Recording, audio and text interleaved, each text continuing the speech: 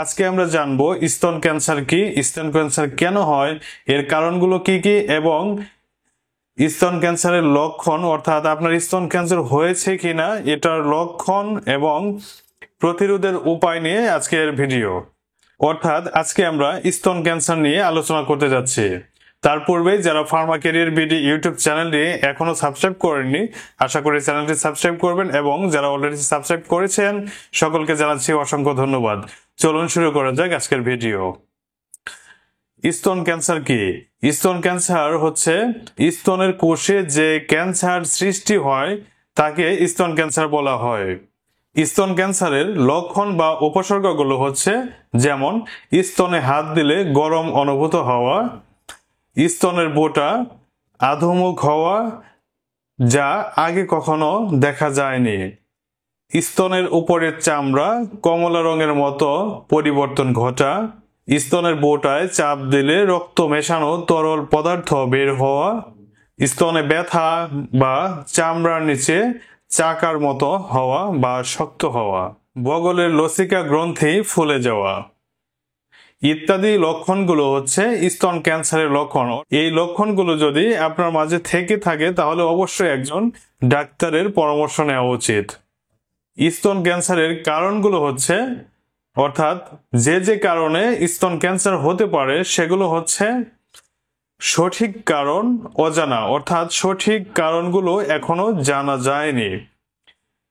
তারপরেও কিছু কারণ রয়েছে বা তারপরেও কিছু কারণ অনুধাবন করা যায় বা ডক্টররা রিসার্চ করে বের করেছেন কিছু কিছু কারণে হতে পারে। যেমন স্তন ক্যান্সারের পারিবারিক ইতিহাস থাকলে, অর্থাৎ আপনার পরিবারের যদি আরো কারো স্তন ক্যান্সার ইতিপূর্বে হয়ে থাকে সেই কারণে হতে পারে।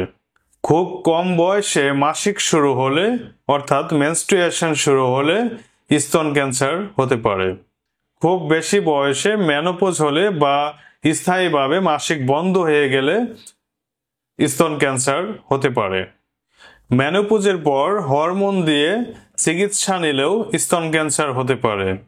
দীর্ঘদিন বা 10 বছরের উপর বা অধিক সময়ে জন্ম নিয়ন্ত্রণ পিল খেলে স্তন ক্যান্সার হতে পারে।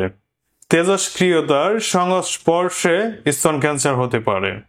স্তন ক্যান্সার প্রতিরোধের উপায়গুলো হচ্ছে 30 বছরের বেশি বয়স হয়ে গেলে অর্থাৎ 30 বছর বয়স থেকেই স্তন নিজে নিজে পরীক্ষা করে নিতে হবে।